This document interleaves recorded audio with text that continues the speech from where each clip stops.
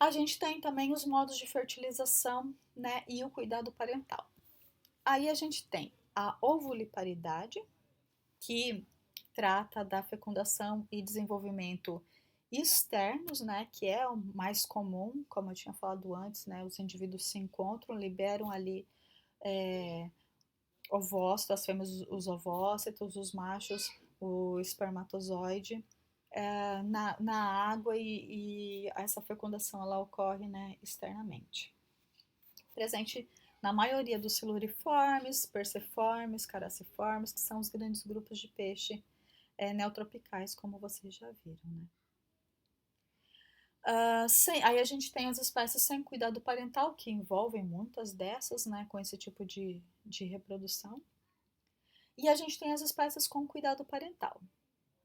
Aí a gente tem a situação, dentro de cuidado parental, é quando pelo menos um dos indivíduos, o macho ou a fêmea, né, o pai e a mãe, em alguns casos a gente tem os dois, cuidam da prole por algum intervalo de tempo. Qual intervalo de tempo? A gente tem os mais variadas variações de tempo ali para os peixes, desde aqueles que só constroem um ninho e escolhem um local de deposição embaixo de uma folha, no local ali abrigado, com qualidade de água aparentemente boa, que é bom o suficiente para ele ter certeza que ele está escolhendo um local, a fêmea está escolhendo o local, né, para ter essa deposição dos ovos. Esses ovos vão estar seguros até eles eclodirem. E a gente tem uma outra ponta, aquelas espécies que o cuidado parental se estende até os indivíduos estarem com a metamorfose completa e já forem até grandinhos, sabe? Em alguns casos, até pouco antes da maturação sexual. Bom, a gente tem o cuidado parental do macho. Cuidado parental feito pelo macho, exclusivamente por macho, em peixes não é incomum, tá? A gente tem exemplo daí dos ancestros e muitos poecilide, né? Que cuidam ali da ninhada até ela eclodir e às vezes eles ficarem pequenininhos.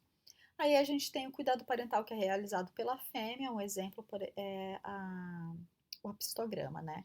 Que a fêmea cuida meio que sozinha ali dos ovos e depois dos jovenzinhos, né? Das larvas e dos jovenzinhos.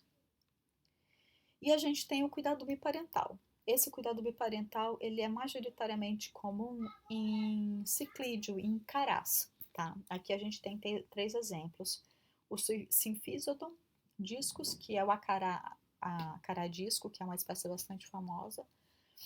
O acará bandeira, né, que é o Pterophyllum scalari, e o acarabuari, que é o Mesonauta festivus, né? Eles são três exemplos de espécies com cuidado biparental. A gente tem, quanto ao modo de fertilização, né, também um outro aspecto bastante interessante, que envolve um cuidado parental que ele acaba sendo feito pela fêmea, né? A gente tem entre os modos de fertilização a oviparidade, né, que está associado com a fecundação interna e o desenvolvimento externo, né? Onde tem então a deposição de um ovo e esse ovo vai ser cuidado, né? A gente tem a ovoviviparidade, que é onde a gente tem fecundação e desenvolvimento internos e é liberado um ovo, né? Já com uma cara mais parecida com um ovo que a gente conhece mesmo, né? E esse ovo libera, né, um embrião já mais desenvolvido, tá? Ainda dentro de uma casca e depois tem a eclosão dessa casca, né? Um exemplo de espécie que tem esse tipo de estratégia de reprodução é o Sebastes marinus, que é uma espécie marinha bastante conhecida. E a gente tem a viviparidade na outra ponta, que seria assim, talvez o maior grau de cuidado parental realizado pelas fêmeas, né, em peixes, que é quando você tem fecundação e desenvolvimento interno e o que nasce já é um indivíduo completamente formado, né, um peixinho ali completamente formado, né. a gente tem as arraias, né? Todas têm esse tipo de reprodução. E a Poecilia reticulata, né? Um poecilide que é da ordem Pseudopontiformes, que é esse grupo interessante, né? Que tem uma diversidade de modo de reprodução muito grande. Daí a gente tem um outro aspecto relacionado à reprodução, que é o número de oportunidades de reprodução que os organismos têm ao longo da vida, né? A gente tem espécies de peixes que são semélparas, né? Que é onde todas as células ovocitárias elas vão maturar e ser eliminadas em um único evento de reprodução, né? Também é chamada de desova do tipo única. A gente tem o salmão como um exemplo muito conhecido, né? Mas a gente tem aqui dentro dos Cyprinodontiformes também os representantes, né? Rivulide, e a gente tem aqui a Sinolébias, Leptolébias como exemplo. E além disso, a gente tem a enguia de água doce, que ocorre lá na região do Reino Unido, que também é uma espécie do tipo semélpara. E a gente tem heterópora, que são a maior parte dos organismos na natureza, não só peixes, mas organismos em geral, tá?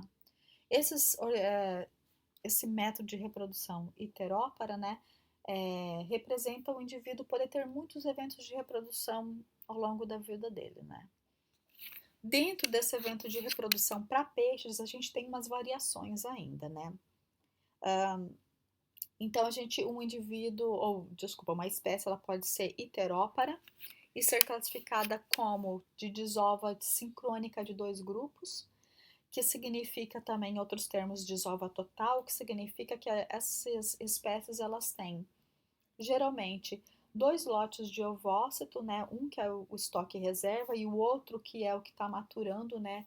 Mas é um estoque de ovócito, esse daqui é o estoque reserva, e outro lote que matura, que a gente chama sincronicamente, ou seja, todos ao mesmo tempo, e que representa o lote de ovócitos que vai ser liberado naquele evento de reprodução. Esse aqui é um exemplo da branquinha cascuda, e esse daqui é o tipo de padrão de desenvolvimento ovariano que a gente tem para ela, né? E com reprodução do tipo total, desova total. E a gente tem os sincrônicos de mais de dois grupos, que são essas espécies que têm a desova parcelada, chamada desova parcelada. Você tem lotes de ovócitos que estão em diferentes fases de desenvolvimento, ou seja, vários lotes que se desenvolveram em sincronismo, né? Aqui a gente tem um exemplo do acaraboari, Mesonotus festivus, e a gente tem aqui o diâmetro dos ovócitos, que vocês podem ver, ó, com frequências, vários lotes aqui, ó, esses morrinhos representam os lotes de ovócitos que tiveram maturação sincrônica, tá? E a gente pode ver aqui não só dois, como no outro, mas aqui no caso 4, tá? Então, são várias desovas que é esperada que os indivíduos que têm, das espécies que têm esse tipo de desova vão ter. O lote mais maduro representa o lote que vai ser liberado mais rapidamente, né? Que está sendo preparado para ser liberado. E a gente tem assincrônicos, né? Ou com desova indeterminada, que significa que a gente não tem a formação de lotes, né? De ovócitos que maturam sincronicamente. São espécies cuja reprodução acontece por a liberação, às vezes, diária de ovócitos. Todo dia libera 2, 3 ovócitos, 1, 2. Então, ela acontece quase que diariamente, né? Você tem células que são liberadas de modo individual. Provavelmente para essas espécies, mecanismos ali sociais é que vão determinar como que esse processo de maturação das gônadas, das células germinativas e a liberação delas vai acontecer. Não é muito bem compreendido ainda os mecanismos associados a esse tipo de reprodução. A gente tem aqui dois exemplos de duas espécies que acontecem nos igarapés aqui, na região em torno de Manaus. O Rivulus micropus e o Rivulus kirovski. Quanto à fecundidade, né? Fecundidade representa o número de ovócitos, né, que completa o seu desenvolvimento para aquele evento reprodutivo, né, que pode vir a determinar o número de filhotes que aquela fêmea vai ter naquele evento reprodutivo, salvo a mortalidade ali após a desova, né, das larvas e tal que não sobreviverem. Bom, a fecundidade em peixes ela é determinada pelo tamanho do ovócito. Quanto maior o ovócito, menor vai ser o número de ovócitos que essa fêmea vai abrigar, e da cavidade celomática, né? Quanto maior for a fêmea, maior a cavidade celomática dela, mais ovócitos ela tem condição de abrigar. É definido também pelo cuidado parental, né? Que a gente sabe que o cuidado parental ele acaba representando um custo a mais para a reprodução e ele limita qual é o número de ovócitos que vai ser produzido, porque você não, um peixe, né, o organismo, se ele despende uma energia muito grande para cuidar dos seus filhotes, quanto maior a ninhada, maior a energia que ele vai gastar. Então a gente imagina, e aparentemente, né, as evidências biológicas parecem sugere nesse sentido que cuidar de uma ninhada muito grande representa um custo maior. E isso faz com que tenha, então, um controle, atue como um limitador do tamanho que a ninhada vai ter. Então, geralmente, espécies com cuidado parental têm uma fecundidade menor. A fecundidade, ela é meio que independente do tamanho da espécie, do porte da espécie em si. A gente pode ter espécies grandes que vão ter uma fecundidade super baixa e espécies pequenas com uma fecundidade alta, né? Um exemplo, selacanto é um peixe muito grande que possui, que produz um único ovo muito grande, tá? E a gente tem as branquinhas, né, como o exemplo da branquinha cascuda que eu mostrei, e que ela produz dezenas de milhares de ovócitos, tá? A fecundidade para peixes, ela aumenta com o crescimento da fêmea, ou seja, fêmeas maiores produzem mais ovócitos do que fêmeas menores, tá? E isso porque a cavidade celomática delas é maior e possivelmente elas conseguem alocar mais energia para a produção de ovócitos, tá? A fecundidade em peixes, ela está mais associada com o tamanho do que com a idade que as fêmeas têm. Embora muito no final da vida, também é sabido que com a senescência a gente tem uma certa redução da fecundidade, mas em termos de correlação, ela está mais associada com o comprimento do que com a idade. A gente tem aqui exemplo de uma espécie que tem cuidado parental, produz uma ninhada não tão grande e de ovócitos muito grandes, né? É uma ninhada com umas centenas, cento e poucos, duzentos e poucos peixinhos, né? Filhotes, embriões, e cada embrião nasce com um tamanho muito grande, né? Que é o aruanã, o Osteoglossum bicirrosum. E, em contrapartida, o Proquilodos produz centenas de milhares de ovócitos, né, o Corimatã, e os ovócitos são extremamente diminutos. Aqui a gente consegue ver cada ovócito. Aqui eles são tão pequenininhos que a gônada parece uma massa uniforme, tá? Então a gente tem dois exemplos aqui de fecundidade, diferenças em fecundidades e, por exemplo, a associação que isso tem com o tamanho dos ovócitos que são produzidos e a ausência de correlação, por exemplo, com o tamanho da espécie, o porte da espécie. A aruanã é uma espécie grande, atinge facilmente seus 80 centímetros. Curimatã chega no máximo a 40 centímetros. A gente tem também processos ou aspectos da sazonalidade que controlam como essa variação em fecundidade pode acontecer, que é um efeito ambiental também regulando a fecundidade.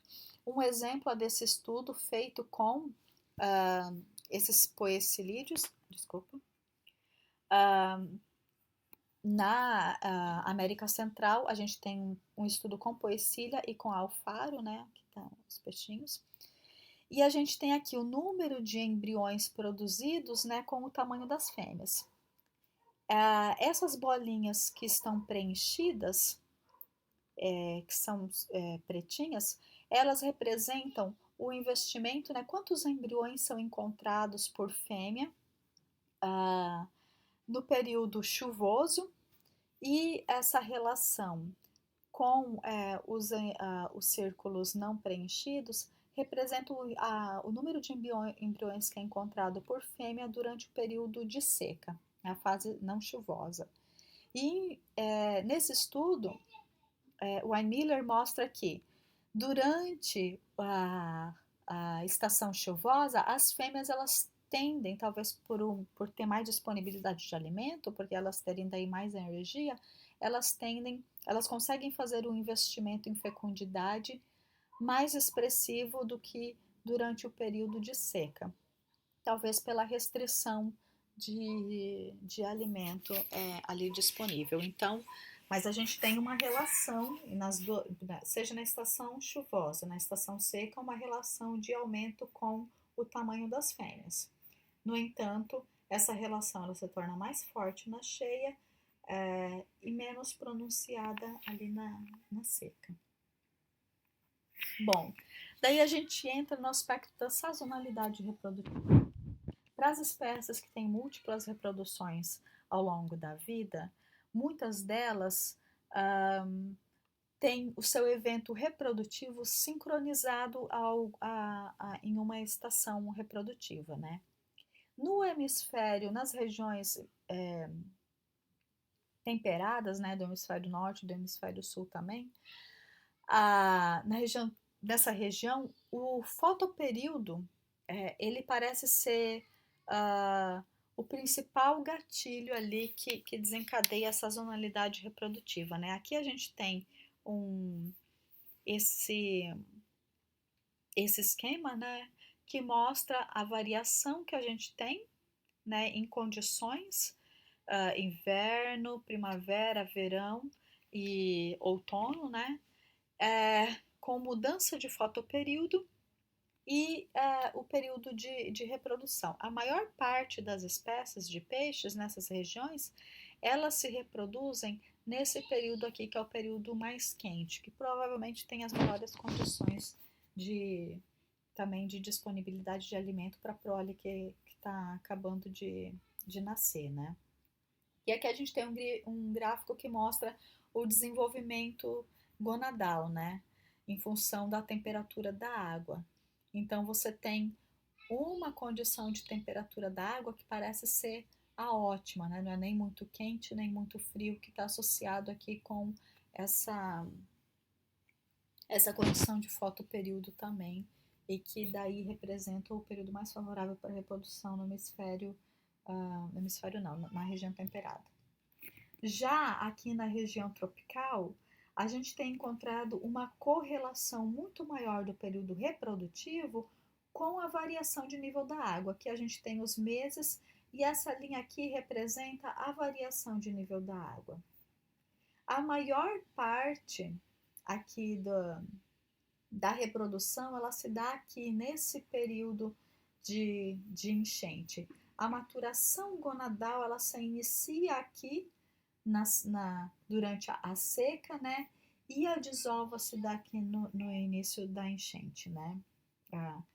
Isso a gente tem para uma grande parte das espécies que tem a nossa desova total, tá?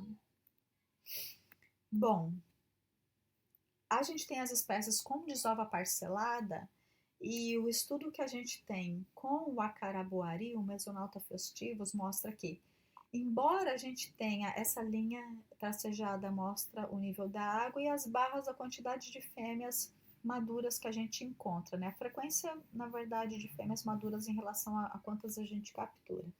E a gente tem um aumento de frequência, embora a gente encontre indivíduos fêmea maduras ao longo de todo o ano, a gente tem um pico de fêmeas maduras num certo período, né? Que ele é um pouco maior aqui durante a enchente e a cheia. Essa espécie, ela ocupa bancos de capim, bancos de macrófitas aquáticas, que representam um ambiente ótimo para conseguir alimento, porque tem muito invertebrado, perifíton, vários micro-organismos que podem servir de alimento, e se torna um abrigo, um ambiente muito bom para os juvenis, né, para os jovenzinhos a crescerem. Então, mesmo para espécies com desova parcelada, parece que tem um momento ótimo de reprodução. Esse também é daquele mesmo estudo do Pine Miller que eu mostrei antes, com a fecundidade, só que aqui também com a frequência de fêmeas maduras, tá? E também tem uma certa sazonalidade, né? E eles também se reproduzem o tempo inteiro, mas parece que essa reprodução ela se dá em um momento com uma quantidade maior do que a outra, né? E tem certas características ambientais que parecem estar associadas com esse maior atividade reprodutiva em um momento, né? Que parece estar associado também com regime chuvoso, regime de chuvas nesses ambientes. Esses ambientes que esses peixinhos vivem são riachos, né? E esses riachos, provavelmente a pluviosidade, o regime de chuva seja importante. Dos estudos que foram feitos aqui em riacho, que não são tão comuns também, parecem sugerir e apontam nesse sentido também a sazonalidade reprodutiva das espécies, ser sincronizada com o regime de chuvas também. Que um dos poucos estudos que foram feitos foi do Cardoso, né, ali na reserva Duque, e que também mostra isso, né? As espécies se reproduzem o tempo inteiro, mas parece que tem um sincronismo com os meses aqui de chuva, né? Então, parece que tem uma certa sazonalidade reprodutiva também. Bom, o que regula, né, esses processos reprodutivos, né? Basicamente, o cronograma de reprodução ele é controlado por fatores que a gente chama de endógenos, né, que são fisiológicos, que são internos do organismo, e proximais, que são as condições ambientais externas, né? Entre esses fatores proximais, a gente classifica, a gente pode colocar eles em 3 grandes grupos, que são os preditivos, o fotoperíodo, a temperatura, né? Eles vão indicar o momento favorável para iniciar o desenvolvimento gonadal.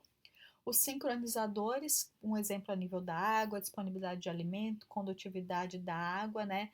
Que são aspectos que vão indicar que a maturação gonadal ela pode continuar, ou seja, tem esse processo de sincronismo, né, de recrutamento dos ovócitos, ocorre a maturação final da gônada, e os finalizadores, que são aqueles que dão informações, né, o que falam, que a atividade reprodutiva ela pode ser concluída, ela pode ser finalizada, né? Eles sinalizam daí o fim do período reprodutivo e levam a esse processo de regressão das gônadas. Vale a pena ressaltar que esses fatores, assim como eles indicam os momentos favoráveis para a continuidade do processo de desenvolvimento das gonadal e a realização da reprodução, eles também podem indicar que algo não está muito bom, algo não está certo, e o evento reprodutivo ser abortado, né? Ser em algum momento você tem um processo de regressão gonadal, mesmo das gônadas não tendo completado o processo de maturação e não acontecer a reprodução em um dado momento, tá? Muitos desses fatores sincronizadores, eles podem envolver aspectos populacionais, como densidade populacional, relação de hierarquia, entre outros. Fatores sociais envolvidos também. Bom, em termos gerais, né, os fatores ambientais eles agem, são percebidos, né, principalmente pelo hipotálamo, que daí vai desencadear o processo de regulação hormonal para a maturação dos ovócitos, tá?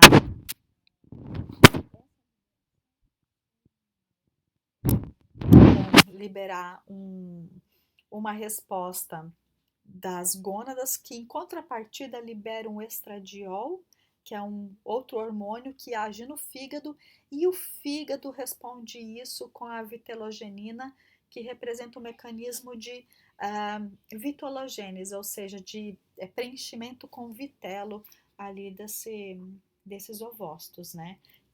Que são o processo que é o processo de maturação gonadal nos peixes, em termos bem gerais, né? Em relação ao ciclo ovariano, em características gerais, a gente classifica esse ciclo ovariano em imaturo ou repouso, né? Imaturo é quando o indivíduo não teve a primeira maturação ainda, e repouso é quando ele está entre um ciclo reprodutivo e outro. A gônada ela é imperceptível praticamente. A gente consegue ver, né, assim, quem já tem mais experiência, e puxa, ela é um fiozinho, um fio de cabelo. Bom, daí a gente tem o processo de maturação, que é quando a gente percebe que a gônada ela começa a ganhar tamanho e volume, né?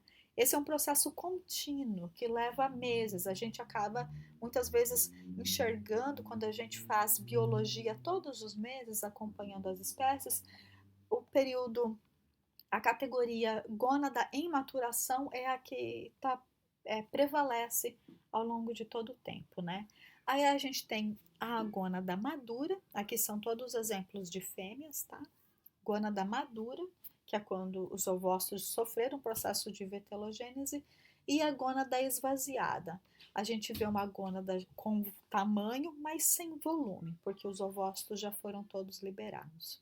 Esse é um exemplo do peixe-cachorro, material ali do Catalão, do projeto Catalão. Bom, e daí a gente tem então esse processo, né, de maturação que ele é contínuo. Uma vez iniciada a vida reprodutiva, né, de um organismo, esse processo de ciclo reprodutivo nos organismos que são heteróparos, né, que tem vários eventos reprodutivos, ele é contínuo. Então, cada evento de reprodução ele envolve a regeneração das gônadas, o desenvolvimento, a desova e a regressão, né, das gônadas novamente. Quando algo dá errado, é esse momento aqui que é bloqueado, né? Ela pula de desenvolvimento para regressão, né? E a reprodução ela é pulada. A gente chama, o termo em inglês é skipped spawning, né? Ou pula o evento de reprodução. Então ele deixa de se reproduzir um ano e daí outra tentativa só no outro ano seguinte, né? Tem uma série de processos atrelados a isso e que a gente costuma discutir melhor e detalhar